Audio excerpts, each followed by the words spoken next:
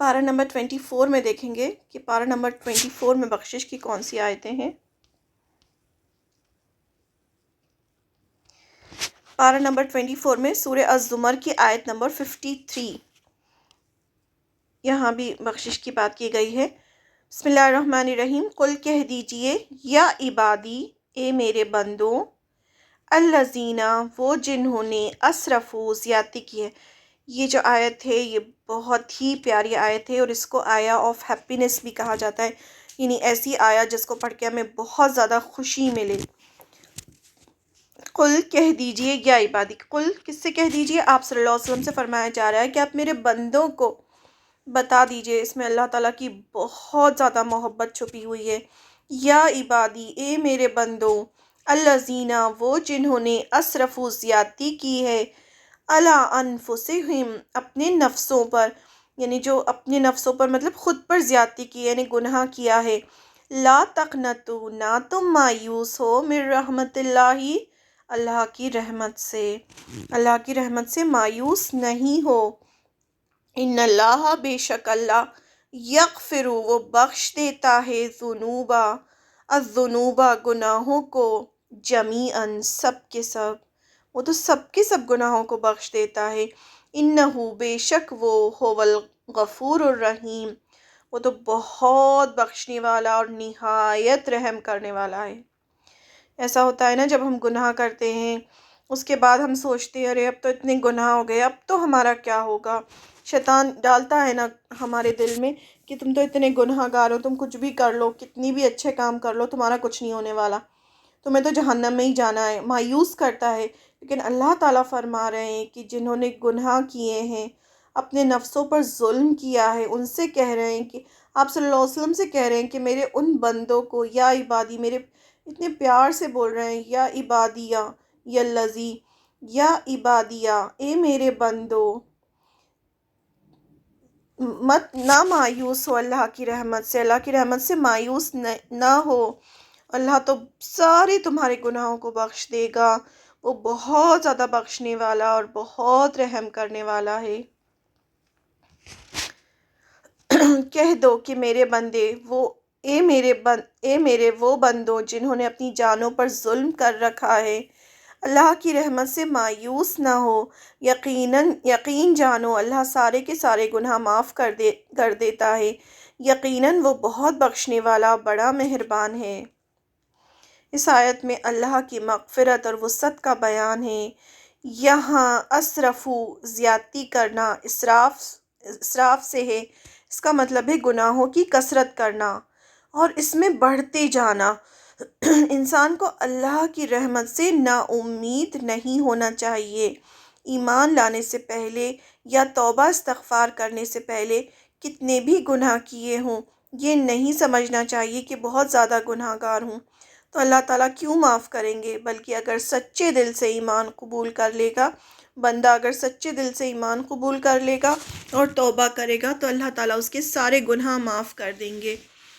اب اس کی شان نزول میں ایک واقعہ آتا ہے۔ کچھ کافر اور مشرک تھے جنہوں نے بہت زیادہ گناہ کیے تھے، بہت زیادہ قتل کیے تھے اور زناکاری کی تھی۔ یہ لوگ آپ صلی اللہ علیہ وسلم کی خدمت میں حاضر ہوئے اور کہا کہ آپ صلی اللہ علیہ وسلم اس کی دعوت صحیح ہے، لیکن ہم لوگ بہت زیادہ خطا کار ہیں، اگر ہم ایمان لے آئے تو کیا ہمارے سارے گناہ معاف ہو جائیں گے؟ جس پر یہ اس آیت کا نزول ہوا۔ صحیح بخاری تفسیر سورہ زمر میں آتا ہے یہ۔ لیکن اس کا مطلب یہ ہرگز نہیں ہے کہ اللہ کی رحمت کی امید پر انسان گناہ کرتا چلا جائے اور پھر سوچے کہ چلو بعد میں معافی مانگ لیں گے، اللہ تو بہت غفور الرحیم ہے۔ یہ وہ چیز نہیں ہے کہ انسان جان بوجھ کے گناہ کرے، یہ وہ ہیں جو لا علمی کی وجہ سے جو گناہ ہو جاتے ہیں، لیکن جب انسان کو ہوش آتا ہے اور وہ ایمان قبول کرنا چاہتا ہے، وہ صحیح راستے پہ آنا چاہتا ہے، یہ اس کے لیے ہے، یہ ان لوگوں کے لیے نہیں ہے کہ خوب گناہ کرتے چلے جائیں۔ فرائض انہیں جو اللہ تعالیٰ نے فرض کمپلسری عبادت رکھی ہے، نماز، روزہ، حج، زکوٰۃ، احکام جو اللہ کے حکم ہیں اور جو اللہ کی حدود ہے، اللہ نے کی حدود میں رہنا بھی بہت ضروری ہے، حلال اور حرام، کو نہ مانے اور سوچے اللہ تو غفور الرحیم ہے، بعد میں سب گناہوں کی معافی مانگ لیں گے، نہیں، ہمیں نہیں پتہ کہ کون سا لمحہ ہمارا آخری ہو اور توبہ کا وقت بھی نہ ملے۔ کبھی بھی اس کے غضب اور انتقام کو دعوت نہیں دینا چاہیے، اس سے ڈرنا چاہیے۔ اگر وہ اپنے توبہ کرنے اور فرما برداری کرنے والے بندوں کے لیے غفور الرحیم ہے، تو وہ نافرمان اور سرکش بندوں کے لیے عزیز اور ذو انتقام بھی ہے، یعنی پکڑنے اور بدلہ لینے کی قدرت رکھنے والا بھی ہے۔ اگر علم آ جانے کے بعد انسان اپنے گناہوں سے توبہ کر کے ایمان لے آئے گا، اس کی فرما برداری کرے گا، اس کا بندہ بن جائے گا، اور وہ بندے کے پرانے گناہ اگر وہ سمندر کے جھاگ کے برابر بھی ہوں گے تو انہیں معاف کر دے گا۔ وہ اپنے ایسے بندوں کے لیے غفور الرحیم ہے۔ تو یہ 2-4 چیزیں اس کو ہمیں کلیئر ہونا بہت ضروری ہے۔ نہیں تو کچھ لوگ کہتے ہیں کہ نہیں، کرتے جاؤ گناہ جتنے کرنے ہیں، بعد میں معافی مانگ لیں گے، تو ہمیں نہیں پتہ کہ ہم بعد میں کتنا اور زندہ رہنے والے ہیں۔ اس لیے جیسے ہی جس چیز کا بھی علم ہو جائے، پتہ چل جائے کہ یہاں ہم سے غلطی ہو رہی ہے، تو اسی وقت وہیں رک جانا چاہیے اور اللہ سے معافی مانگنی چاہیے، اور امید بھی ہونی چاہیے کہ اللہ تعالیٰ معاف کر دے گا، اور پھر بعد میں اس چیز کو ریپیٹ بھی نہیں کرنا چاہیے، اس گناہ کو، کیونکہ اللہ تعالیٰ ہماری نیت جانتے ہیں کہ بندہ کس نیت سے کیا کام کر رہا ہے۔ سورہ مومن پارہ 24 میں، اب سورہ مومن ہم پڑھیں گے، اس کی آیت نمبر 3 دیکھیں گے۔ بسم اللہ الرحمن الرحیم۔ غافری بخشنے والا ہے، الذنوبی الذنبی گناہ کا، وقابلی اور قبول کرنے والا ہے، التوبی توبہ کا، شدیدی سخت، العقابی سزا والا ہے، یعنی سزا دینے والا ہے، ذی الطولی بڑے فضل والا ہے، لا نہیں، الہ کوئی الہ برحق، الا مگر، ہوا وہی، الیہ اسی کی طرف، المصیر لوٹنا ہے۔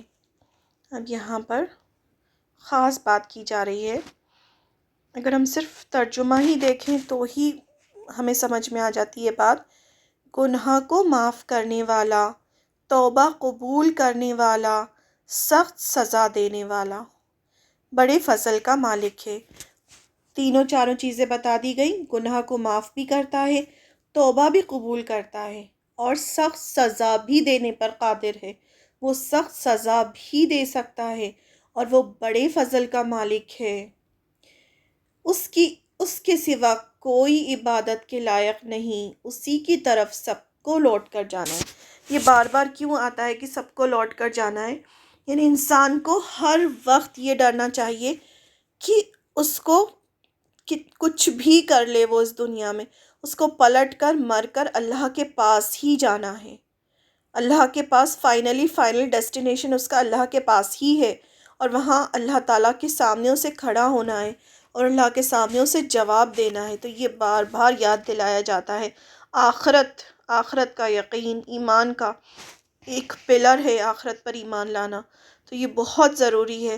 جو لوگ دنیا میں گناہ کرتے ہیں ان کا یہی چیز مسنگ ہوتی ہے، ان کو آخرت پر بھروسہ نہیں ہوتا، ان کو لگتا ہے کہ بس یہ دنیا کی زندگی ہی زندگی ہے، یہاں جو کرنا ہے کر لو، جس کو جتنا تکلیف پہنچانا ہے پہنچا لو، جو کرنا ہے کر لو، تو اسی وجہ سے وہ گناہوں میں آگے بڑھتے جاتے ہیں۔ تو وہی چیز بار بار قرآن مجید میں یاد دلائی گئی کہ تمہیں پلٹ کر اللہ کے پاس ہی جانا ہے۔ اللہ وہ ہے جو اپنے مومن بندوں کی توبہ قبول کر لیتا ہے، اور ان کی گزشتہ یعنی جو گناہ پہلے ہو چکے ہیں انہیں معاف کر دیتا ہے، اور وہ اپنے دوستوں کے لیے غافر ہے، یعنی گناہ بخشنے والا۔ یہاں غافر ورڈ آیا اللہ کی بخشش کے لیے، اللہ کا نام غافر۔ یہی نہیں، اگر کافر اور مشرک بھی کفر یا شرک کے بعد سچے دل سے معافی مانگیں، توبہ کر لیں، ایمان لے آئیں، تو وہ انہیں بھی معاف کر دے گا۔ یہ ہوتا ہے نا کہ جو پہلے شرک کر رہے ہوتے ہیں ان تک کو اللہ تعالیٰ معاف کر دیتا ہے، اور وہ جب ایمان لے کر آتے ہیں تو ان کے پرانے سارے گناہ معاف ہو جاتے ہیں۔ تو یہ اللہ تعالیٰ تو اتنا زیادہ معاف کرنے والا ہے۔ پھر یہ بھی یاد دلایا گیا کہ سزا دینے والا بھی ہے۔ یعنی یہ مت سمجھو کہ تم گناہ کرتے جاؤ، آگے بڑھتے جاؤ گناہوں میں، تو اللہ تعالیٰ اگر تم آگے بڑھتے جاؤ گے، توبہ نہیں کرو گے، ایمان نہیں لاؤ گے، اللہ کے بندے نہیں بنو گے، تو اللہ سزا دینے پر بھی قادر ہے۔ اور یہ سزا دنیا میں بھی ملتی ہے، دنیا میں بھی اللہ تعالیٰ رسی کھینچتے ہیں، اور آخرت میں تو ملے گی ہی ملے گی۔ وہ لوگ جو دنیا کو آگے رکھتے ہیں اور آخرت کو پیچھے اور گناہ کرتے جاتے ہیں، ان کو نہیں بھولنا چاہیے کہ اللہ سخت سزا دینے والا ہے۔ قرآن میں اکثر جگہ اللہ کی یہ دونوں صفت ایک ساتھ بیان کی گئی ہیں تاکہ انسان کا گمان اللہ سے خوف اور امید کے بیچ ہو، یعنی اللہ سے خوف بھی ہو اور امید بھی ہو۔ خوف اس بات کا ہو، گناہ کرنے سے پہلے انسان ڈرے کہ اللہ کے پاس جانا ہے، مجھے اللہ سخت سزا دینے والا ہے، اور اگر اللہ نہ کرے لا علمی کی وجہ سے بھول سے غلطی ہو جائے تو اسے یہ بھی امید ہو کہ اللہ میرے گناہوں کو بخش دے گا۔ تو خوف اور امید کے بیچ میں بندے کا معاملہ ہونا چاہیے۔ سورہ ہجر کی آیت نمبر 49 میں اللہ تعالیٰ فرماتے ہیں، میرے بندوں کو بتا دو کہ میں بہت بخشنے والا بڑا مہربان ہوں۔ پھر اگلی ہی آیت ہے، آیت نمبر 50 سورہ الحجر کی، اس میں اللہ تعالیٰ فرماتے ہیں، اور یہ بھی بتا دو کہ میرا عذاب بھی دردناک ہے۔ یعنی بخشنے والا بھی ہوں میں، اگر تم معافی مانگو گے اور اچھے کام کرو گے، توبہ کرو گے تو بخشش ہوگی، اور ورنہ میرا عذاب جو ہے وہ بہت دردناک عذاب ہے۔ پھر فرمایا بڑے فضل کا مالک ہے، یعنی بندوں کی نیکیاں تو ایسی نہ ہوں گی کہ وہ جنت حاصل کر سکے۔ جنت تو صرف اللہ کے فضل سے ہی ملے گی۔ فضل کا مطلب ہوتا ہے جو آپ کسی چیز کو ڈیزرو نہیں کرتے ہو لیکن وہ بھی آپ کو مل جائے۔ آپ دیکھیں نا، کتنے بار ایسا ہوتا ہے نا، ہماری تو نیکیاں اتنی نہیں ہوتی، پھر بھی اللہ تعالیٰ ہم پہ نعمتوں کی بارش کرتا ہے، تو یہ اللہ کا فضل ہی ہے۔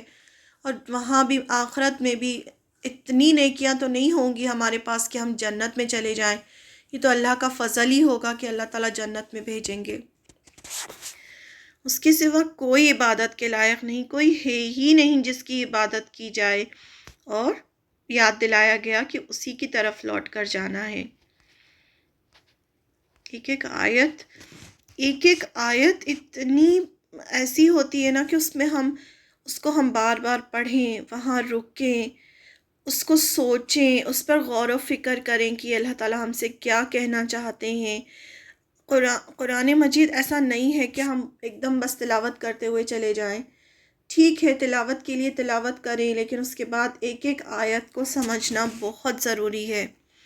سورہ مومن کی ہی آیت نمبر 7 ہے، بسم اللہ الرحمن الرحیم، الذین، وہ فرشتے جو یحملون، اٹھائے ہوئے ہیں، العرش، فرشتے بریکٹ میں ہے یہ، یحملون، اٹھائے ہوئے ہیں، العرش، عرش کو، ومن، اور جو، حولہ، اس کے ارد گرد ہیں، یسبحون، وہ تسبیح کر رہے ہیں، بحمدی، ساتھ تعریف کے، ربہم، اپنے رب کی۔ جو اللہ تعالیٰ کا عرش اٹھائے ہوئے ہیں فرشتے اور جو اس کے آس پاس ہیں، وہ سب اللہ کی تسبیح کر رہے ہیں، اس کی تعریف بیان کر رہے ہیں۔ وَيُؤْمِنُونَ، اور وہ ایمان رکھتے ہیں، بِہِ، اس پر، اور کس پر ایمان رکھتے ہیں؟ اللہ پر۔ وَيَسْتَغْفِرُونَ، اور وہ بخشش مانگتے ہیں، کس کے لیے؟ لِلَّذِينَ، اس کے لیے جو آمنو، ایمان لائیں، جو ہم ایمان لانے والے لوگ ہیں ان کے لیے یہ فرشتے بخشش مانگتے ہیں، اللہ سے بخشش مانگتے ہیں کہ اللہ تعالیٰ ان بندوں کو معاف کر دیں۔ وہ کیا کہتے ہیں؟ ربنا، اے ہمارے رب، وسعت، گھیر رکھا ہے تو نے، کل شیء، ہر چیز کو، یعنی ہر چیز تیرے کنٹرول میں ہے، رحمتاً، اور اپنی رحمت میں گھیر رکھا ہے، وعلماً، اور علم سے، یعنی تجھے ہر چیز کا علم ہے اور ہر چیز پر تیری رحمت چھائی ہوئی ہے، فاغفر، بس بخش دے، للذین، ان کو جنہوں نے تابو، توبہ کی، وہ اللہ تعالیٰ سے دعا کرتے ہیں ہمارے لیے کہ جنہوں نے توبہ کی ہے، اے اللہ انہیں بخش دے، واتبعوا اور انہوں نے پیروی کی، سبیلک تیرے راستے کی، یعنی توبہ کر لی اور اب تیرے راستے پر چلنے لگے ہیں، وقیہم اور بچا انہیں، عذاب الجحیم جہنم کے عذاب سے بچا۔ کتنا اچھا لگتا ہے نا، اللہ تعالیٰ ہمیں خبر دے رہے ہیں ان حاملین عرش کے بارے میں جنہوں نے عرش اٹھا رکھا ہے کہ وہ ہمارے لیے دعائیں کرتے ہیں۔ فرشتوں پر ایمان کا پلر ہے، ہمیں یقین ہونا چاہیے کہ فرشتے ہیں، 2 فرشتے ہیں کرامین کاتبین جو ہمارا اعمال نامہ لکھ رہے ہیں، پھر 2 فرشتے ہیں جو ہماری حفاظت کرتے ہیں، پھر وہ ہمیں حکم دیتے ہیں اللہ کی عبادت کا، اللہ کے لیے کہ سبحان اللہ پڑھو، الحمدللہ پڑھو، اللہ اکبر پڑھو، نیکی کا حکم دیتا ہے ایک فرشتہ جو ہوتا ہے، وہ ہر وقت ہمیں نیکی کا حکم دیتا ہے، اور جو ہمارے ساتھ شیطان لگا ہوا ہے قرین، وہ ہمیشہ ہمیں حکم دیتا ہے برائی کا، اور ایک فرشتہ ہمیشہ ہمارے ساتھ ہوتا ہے اور ہم سے کہتا ہے نیکی کرو نیکی کرو۔ اب ہم پہ ڈیپینڈ کرتا ہے کہ ہم کس کی بات سنیں۔ تو یہاں اتنی خوبصورت آیت ہے یہ حاملین عرش کے بارے میں۔ وہ فرشتے جو عرش کو اٹھائے ہوئے ہیں اور جو اس کے ارد گرد موجود ہیں، وہ سب اپنے پروردگار کی حمد کے ساتھ اس کی تسبیح کرتے ہیں۔ فرشتے کیا کرتے ہیں؟ ہر وقت اللہ کی تسبیح کرتے ہیں، اس پر ایمان رکھتے ہیں، اور جو لوگ ایمان لے آئے ہیں ان کے لیے مغفرت کی دعا کرتے ہیں۔ کیا دعا کرتے ہیں؟ اے ہمارے پروردگار، تو نے ہر چیز کو اپنی رحمت اور اپنے علم سے گھیر رکھا ہے، اس لیے جن لوگوں نے توبہ کر لی اور تیرے راستے پر چل پڑے ان کی بخشش فرما دے اور انہیں دوزخ کے عذاب سے بچا لے۔ محبت حاملین عرش کا اللہ سے مغفرت مانگنا۔ یہاں اللہ تعالیٰ نے کچھ خاص فرشتوں کا ذکر کیا ہے۔ اللہ کا عرش ابھی 4 فرشتوں نے اٹھایا ہوا ہے جن کو حاملین عرش کہتے ہیں۔ قیامت کے دن اللہ کا عرش 8 فرشتے اٹھائیں گے۔ اللہ تعالیٰ قیامت کے دن جب میدان حشر میں اللہ تعالیٰ ہوں گے تو اللہ تعالیٰ کا عرش اس ٹائم 8 فرشتوں نے اٹھایا ہوا ہوگا۔ یہ فرشتوں کا ایک خاص گروپ ہے جو اللہ کے مقرب ہیں، بہت قریب ہیں، عزت والے ہیں۔ یہ بتایا جا رہا ہے کہ جن فرشتوں نے اللہ کا عرش اٹھایا ہوا ہے، وہ فرشتے جو اللہ کے عرش کے اور جو فرشتے اللہ کے عرش کے آس پاس ہیں، وہ کیا کہتے ہیں، وہ کیا کرتے ہیں؟ وہ سب پروردگار کی تسبیح کرتے ہیں، پھر اس کے بعد میں وہ اپنے ایمان کا اظہار کرتے ہیں، اور پھر کیا کرتے ہیں؟ ہم لوگوں کے لیے جو اہل ایمان ہیں ان کے لیے مغفرت کی دعائیں کرتے ہیں کہ اے ہمارے پروردگار، تو نے ہر چیز کو اپنی رحمت اور علم سے گھیر رکھا ہے، اس لیے جن لوگوں نے توبہ کر لی، خاص کیا ہے؟ جن لوگوں نے توبہ کر لی اور تیرے راستے پر چل پڑے، یعنی توبہ کرنے کے بعد ایمان لے آئے اور اب تیرے راستے پر چل پڑے ہیں، انہیں بخش دے اور انہیں دوزخ کے عذاب سے بچا لے۔ انہیں پتہ ہے نا دوزخ کتنی خطرناک ہے۔ پھر سورہ مومن کی ہی آیت نمبر 42 دیکھتے ہیں۔ بسم اللہ الرحمن الرحیم۔ تدعوننی، تم بلاتے ہو مجھے، لِأَکْفُرَ کہ میں کفر کروں، باللہ ساتھ اللہ کے، وَأُشْرِکَ اور میں شریک ٹھہراؤں، بہی ساتھ اس کے، ماں جو، لیسا نہیں ہے، لی مجھے، بہی اس کا، علم کوئی علم، وَأَنَا اور میں، ادعوکم میں بلاتا ہوں تمہیں، الی طرف، العزیز الغفاری بہت زبردست بہت بخشنے والے، یعنی اس کی طرف میں تمہیں بلاتا ہوں۔ یہاں پر اللہ کا نام غفار آیا ہے، عزیز الغفار، اس لیے ہم یہ آیت پڑھیں گے۔ آیت کو ترجمہ دیکھ کے یہ اندازہ ہو رہا ہے کہ یہ آپ صلی اللہ علیہ وسلم کا قول ہے کہ تم مجھے یہ دعوت دے رہے ہو کہ اللہ کا انکار کروں۔ اللہ تعالیٰ آپ صلی اللہ علیہ وسلم سے فرما رہے ہیں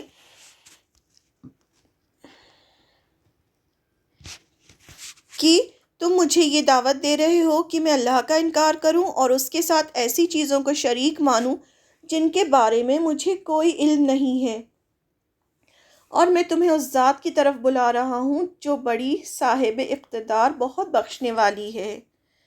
یعنی جو کفار تھے ان سے کہا جا رہا ہے کہ تم مجھے ایسے جھوٹے معبودوں کی طرف بلاتے ہو جو نہ سن سکتے ہیں اور نہ جواب دے سکتے ہیں، نہ کوئی نفع دے سکتے ہیں اور نہ کوئی نقصان، اور میرے پاس کوئی علمی ثبوت بھی نہیں کہ وہ خدا ہیں۔ پھر آنکھیں بند کر کے میں اتنی بڑی بات کیسے مان لوں کہ خدائی میں ان کی بھی شرکت ہے، کہ مجھے اللہ کے ساتھ ان کی بھی بندگی کرنا ہے، اور میں تمہیں اس ذات کی طرف بلا رہا ہوں جو بڑی صاحب اقتدار، بہت بخشنے والا ہے۔ یعنی آپ صلی اللہ علیہ وسلم کیا فرما رہے ہیں کہ میں کس کی طرف بلا رہا ہوں؟ اللہ کی طرف، جو کون ہے؟ جو عزیز الغفار ہے۔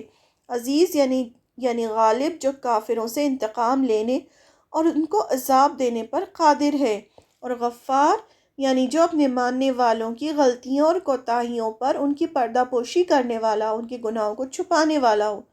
یہاں اللہ کا نام عزیز اور غفار آیا ہے۔ پھر سورہ مومن کی ہی آیت نمبر 55 ہے۔